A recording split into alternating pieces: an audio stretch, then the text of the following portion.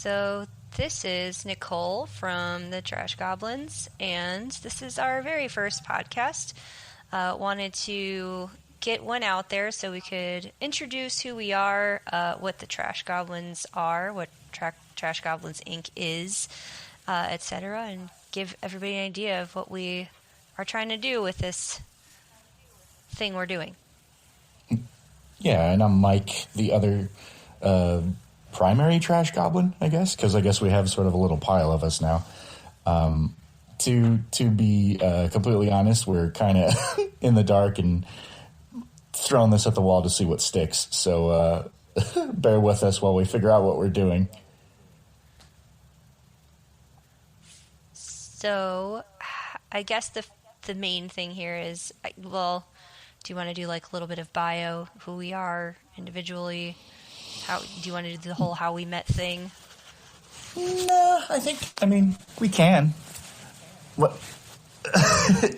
For me, I'd rather, I just want to tell people about what the point of what we're doing is, because, I mean, I guess they could see who we are on the website, and over time, they'll get to know us, well, hopefully. We still don't actually have any information about who we are at all on the website. Do we not? Oh, it's even better. No. Yeah, so there's no context whatsoever for, who we are outside of Trash Goblins. There's nothing.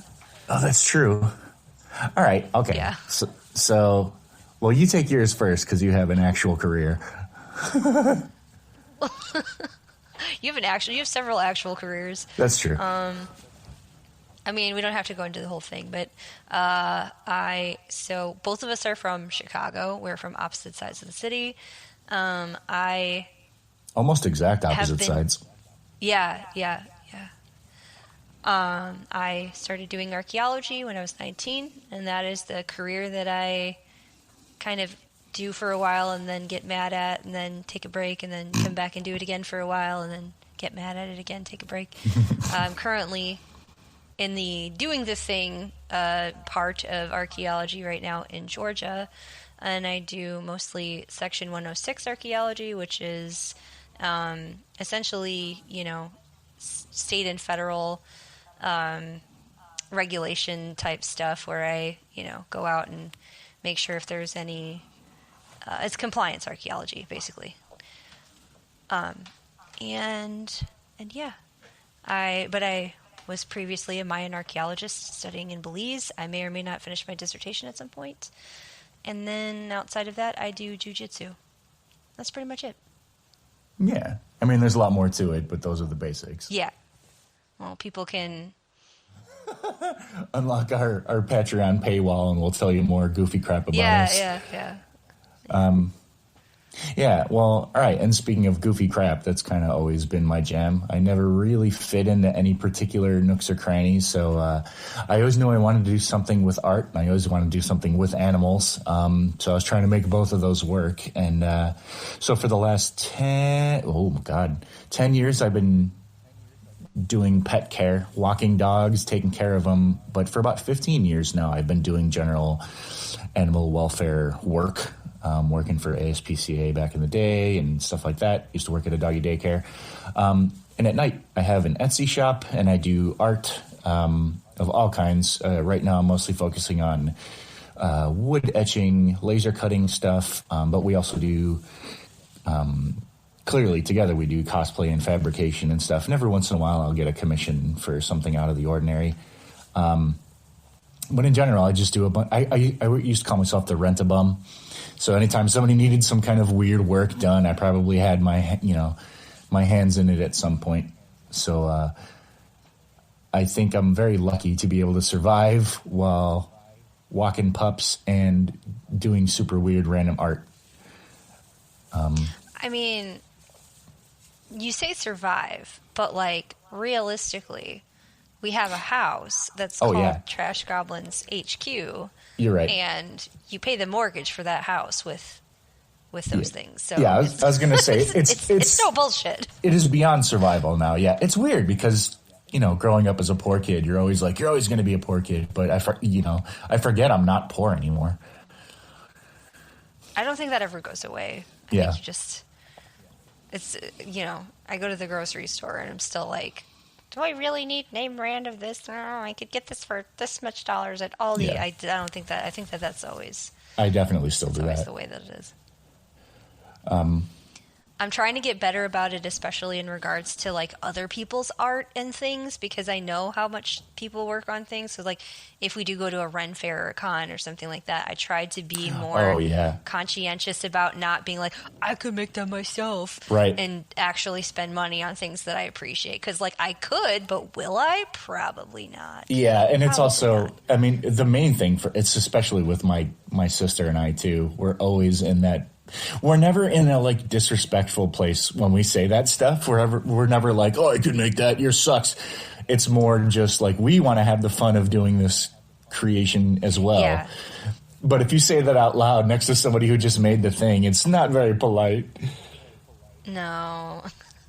I do that. Well, in my case, it's usually just I'm trying to somehow cap how much money I'm spending at a place, because I'm like, I keep thinking like I have no money to spend on these kinds of things. That's really the block for me. It's like, no, Yeah. I can make that, therefore I shouldn't spend money on it. And now I'm like, it doesn't matter. You like it, spend the money on it. That person will appreciate it.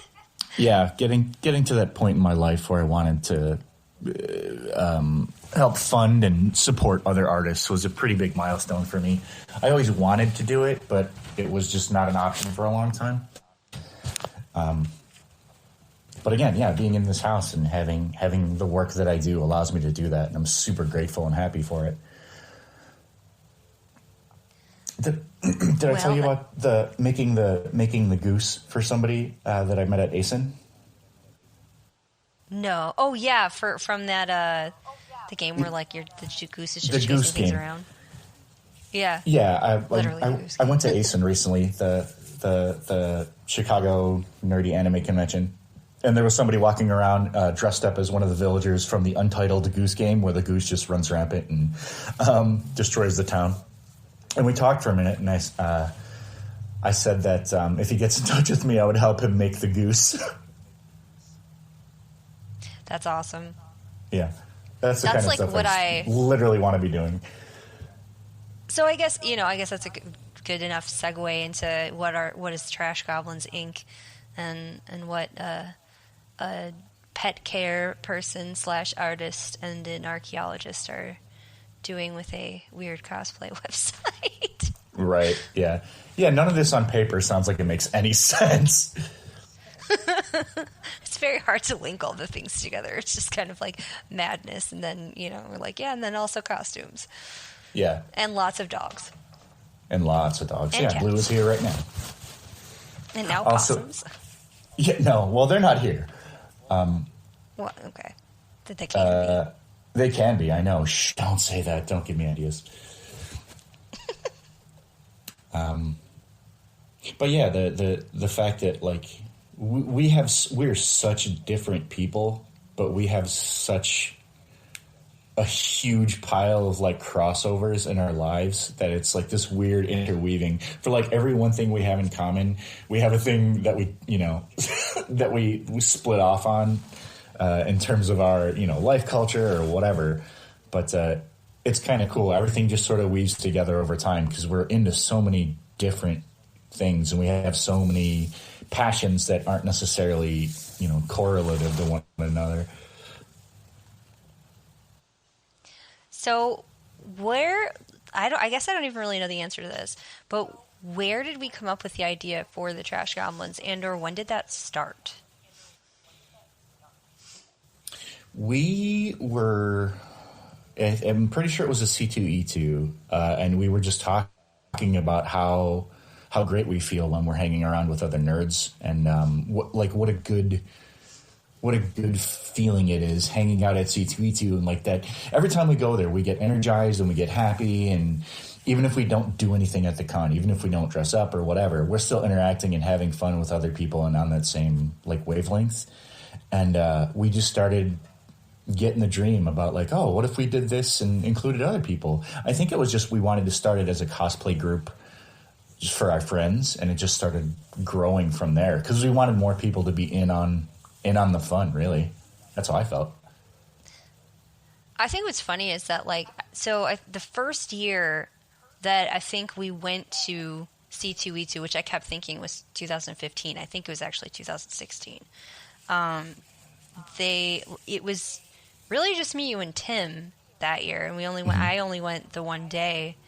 And then the first couple years, the people that we had a couple situations where we were cosplaying with other people, but then the people that ended up becoming like sort of the founding members of the Trash Goblins were not the same people. And now the people that we're out cosplaying with this year are not those people either, which is kind of it's just many it's sort of amorphous, and I enjoy that.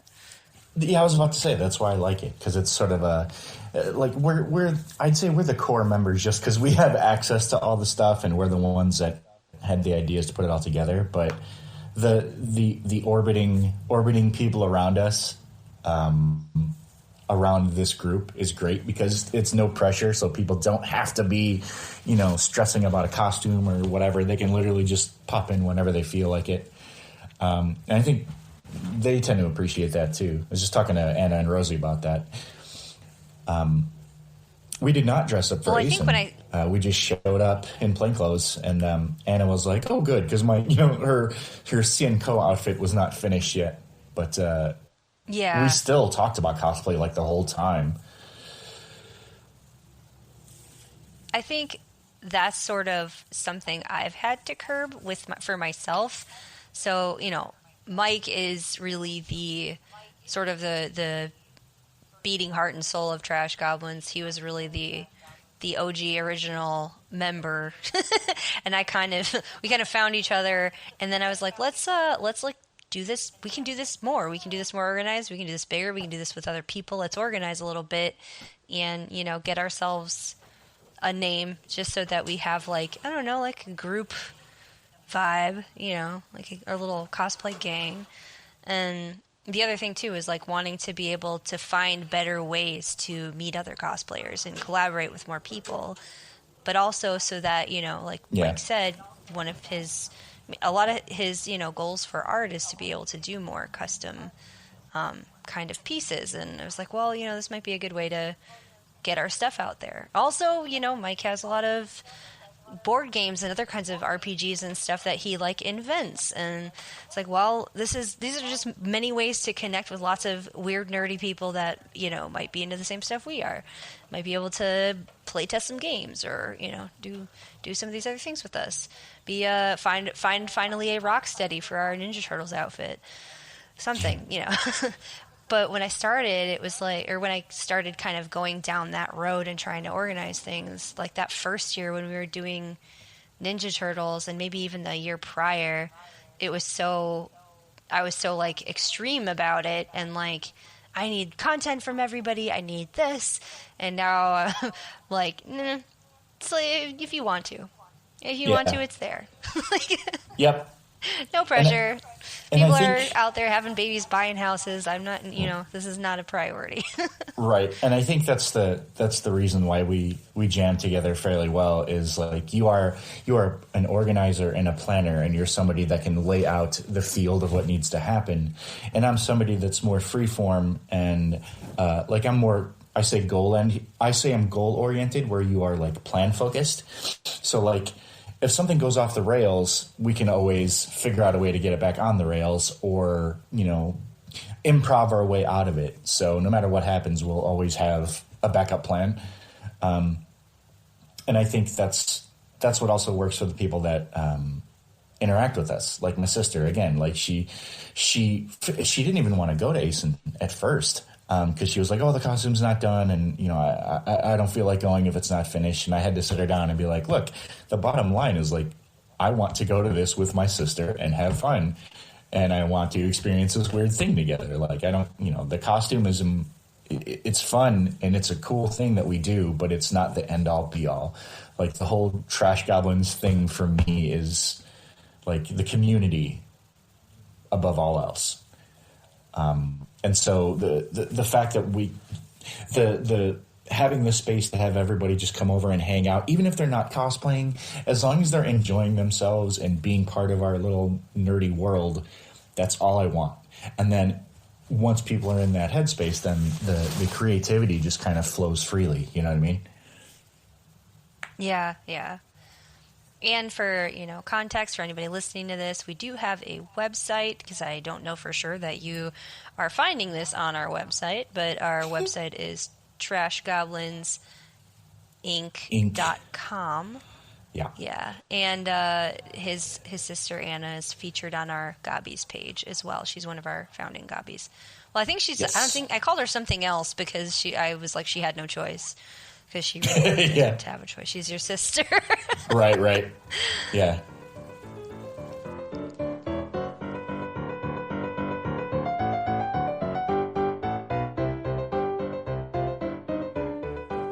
The website is our catch-all for all the weird stuff that we do. That's the thing too.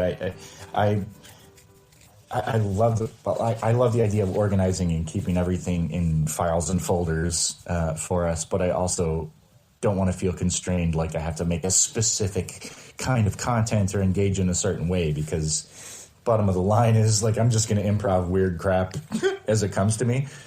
So I guess that's the biggest benefit of the website, is whenever we think of weird stuff, it's just going to show up there no matter what it is. Yeah, I think in formulating what this was going to be and what we were going to do with it, there was a lot of time on the real big, I guess, piece for me was the realization that we're not professional cosplayers, nor do we want to be professional cosplayers. Yeah, not at all. And then it was okay, well then what are we doing? What are we trying to get out there? Because it's, that's a lot of our content and a lot of what we do, but it's not really the core of who we are, and it's not the core of how we think about cosplay either. Right. So that's, and that was the point at which I'm okay, here's what we need to do. We need a website, but we need to talk about why these costumes and why our choices with these costumes. And it's not just about these finished product, professional photography, whatever pre-practiced poses stuff. We're actually pretty terrible at that, or at least I'm very terrible at that. Very terrible at that. It depends on the costume. Hate me. Yeah. For a Squirrel Girl, you're definitely getting those down. Oh yeah. Squirrel Girl's easy. Red Sonja, if somebody's trying to make me look mean, I'm gonna chop somebody's head off with my axe, I'm and I'll try, and they're no. But if they're trying to have me, with a stein in my hand and cheersing with my axe like a jolly dwarf, I'm fine with that. I can do that. It feels like that's the one they try to give you the most direction in, because they have a specific image of Sonja in their head, but you are you have your own Sonja. All of our costumes are our own versions of these characters, and other people every once in a while will want us to fit into their idea of it. We're no, we made this one. We'll figure it out. Yeah, this is how I want her to be. Right. This is how I want this one to be.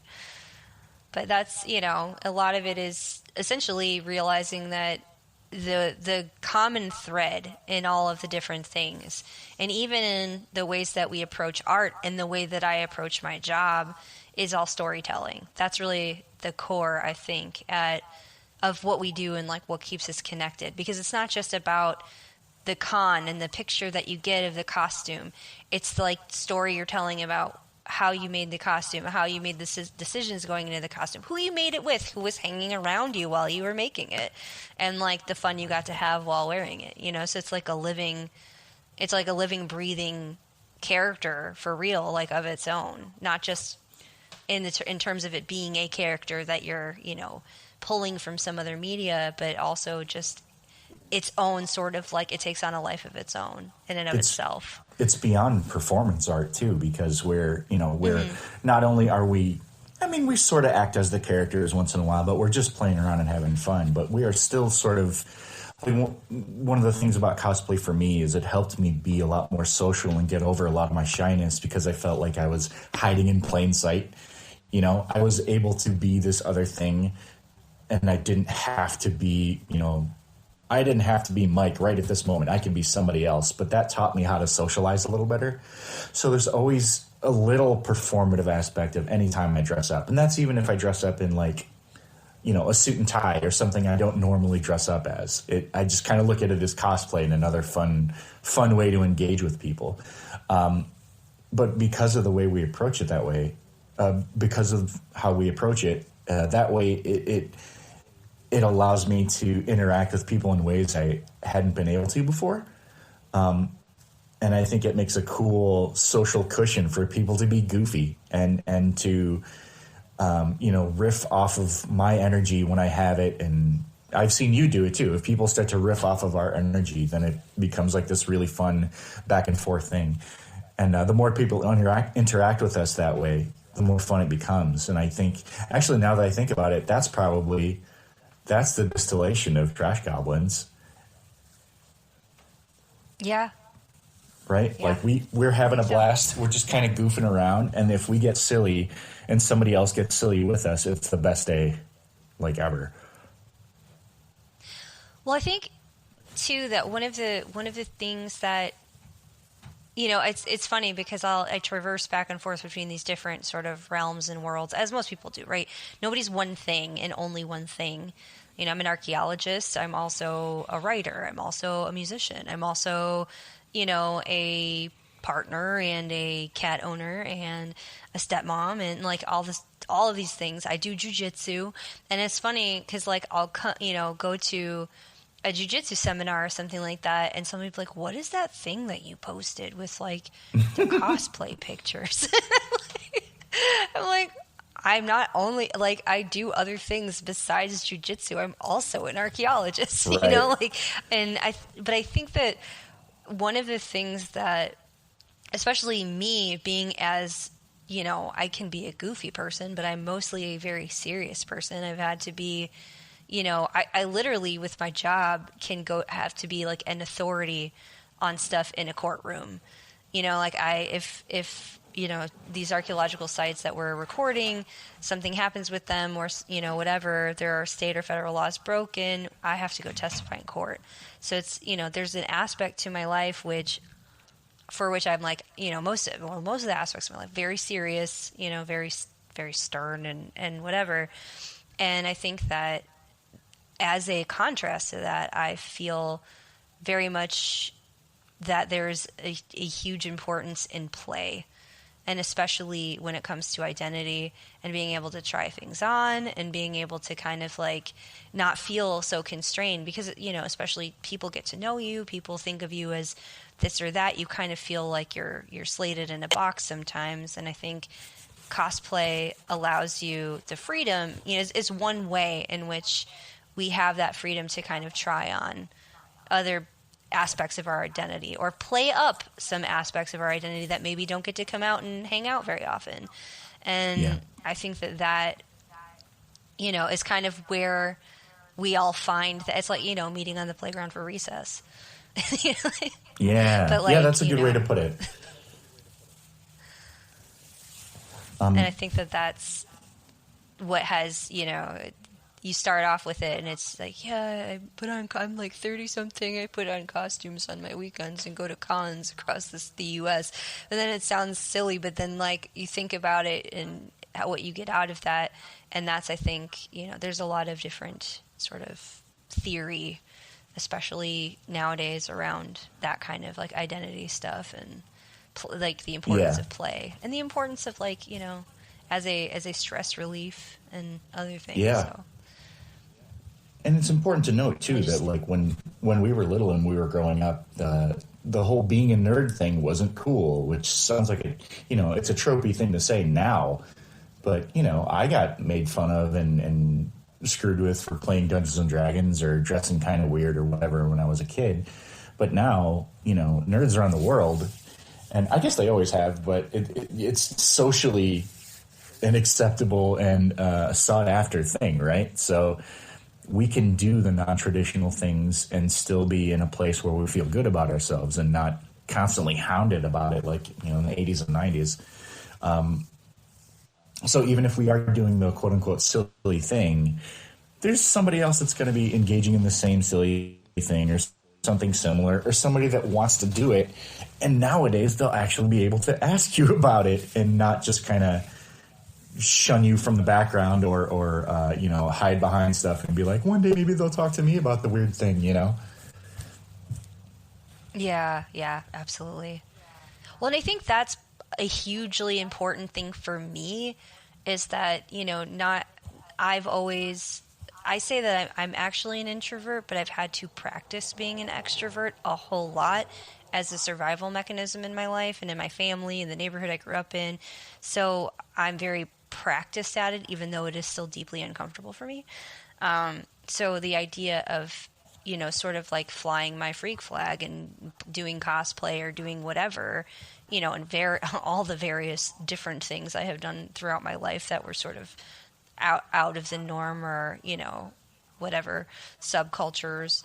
I kind of always felt like I feel like I have the strength or the whatever to stand out here and if I can do that and I can kind of be like, yeah, this is me, what? It gives other people permission to do that too. And Yeah. to be themselves unapologetically, even though, like I said, it is still, I'm working on the part where it's still deeply uncomfortable, but it's, Yeah. it's like I can do that. And if I feel like it's the right thing to do, then I can like at least sit with that and it's okay for me. It's like, all right, the discomfort I can handle. Yeah, I agree. If at any point something that I did can give somebody else the courage to be like, I want to do the weird thing too, I'm more than happy to take the social hit or whatever consequence there is if somebody else can feel comfortable in their own skin, which I think is kind of like that's what cons are nowadays.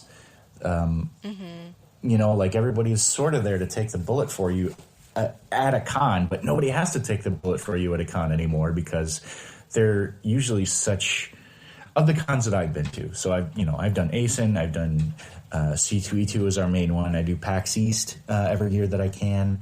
I still count Renaissance Fair as a convention, even though it's not technically a con. Sure. But all these places are really, they're not homogenous, but they're very welcoming places in general. So I'm only speaking from experience of the cons that I've been to. But it all feels like home when you're there, like it's finally to the point where like all the weird stuff is starting to be normal.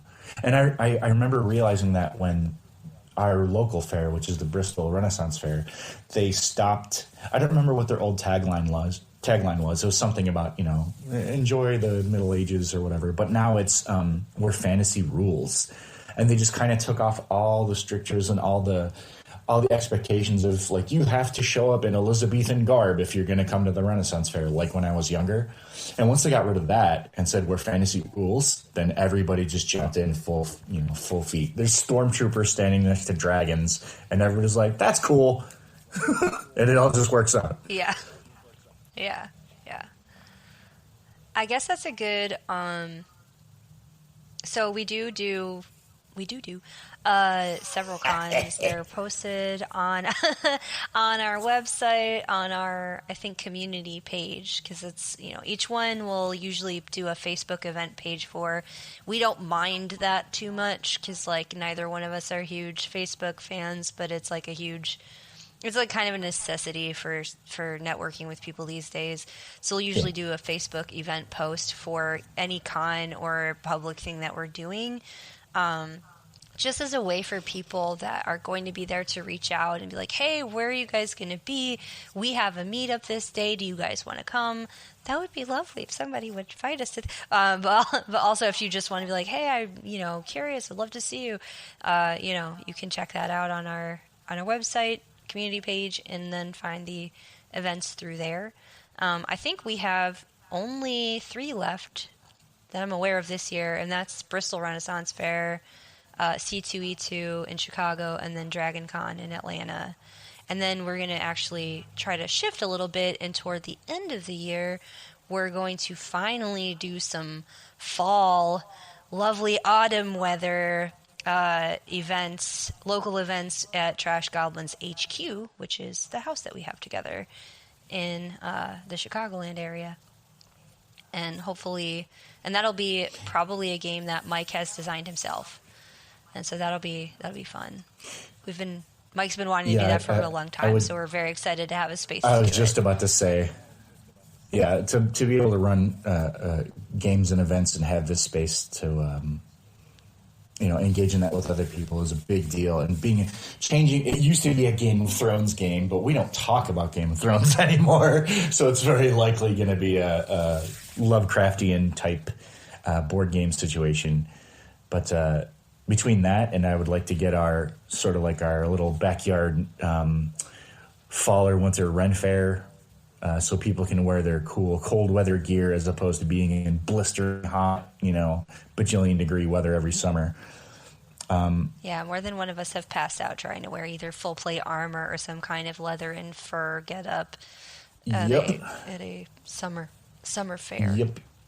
Yeah, so, my nice tolerance is very low now. I have a great love for fur, and no cosplay situation lends itself well to that. So, right, very much excited to having furs and fires. Well, I guess so. Probably next episode, we have a lot of cons we've done already this year that we need to catch up on. So probably the next episode will just be like a, first half of 2000. What year is it? 2022. Yeah, a 2022 roundup of like all the cons we've done already this year. This weekend I should be getting up all of the content from those, the rest of the content from those, before kind of taking a short break during June, doing Jean, and Jean, and then getting to the second half of summer and hitting the last couple cons and fairs that we're going to be part of.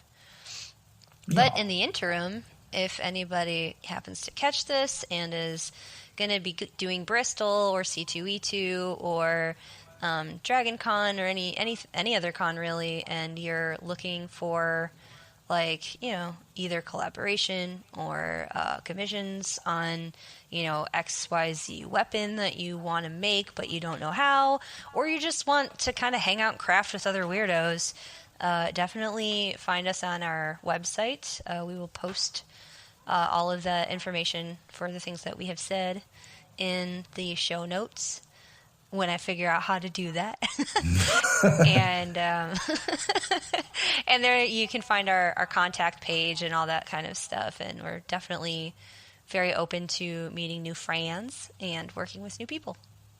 Yeah, thank you everybody for listening. If you found this, if you enjoyed it at all, share it with somebody else. But if not, that's fine. Try and listen again later. We're just figuring out what we're doing. And also, if you ever meet us in person, if you find us randomly at a con or something, please just come up and say hi. Don't feel weird about it. We just want to meet new people. And at some point, we're also going to start making little fun things for places that we've been to just sort of commemorate it. Little tokens or trinkets for people to feel like they're in on a joke with us.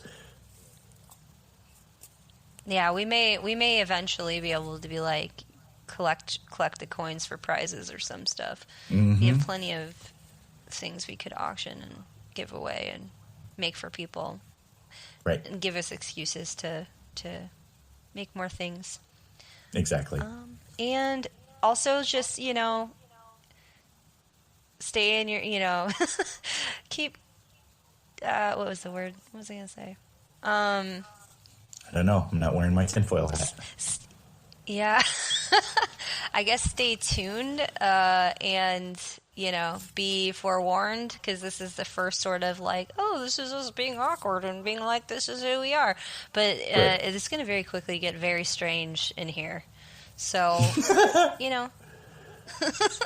I really do want that on my gravestone now. What? It's going to get really strange in here. I mean, mm-hmm. I feel like that's the only thing about our website that could be different a little bit. Is like could be a lot weirder. But I'm kind of just gonna let that happen on its own. Like let them let them get the false sense of security Yeah. and come in and be like, And it oh, will. look at that. That's a cute little squirrel girl. And then like,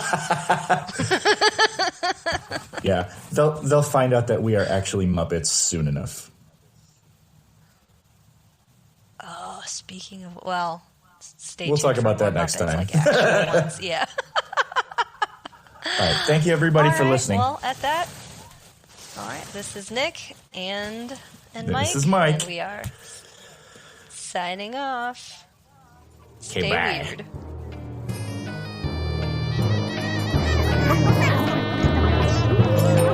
This has been a production of Yuck Mouth Media.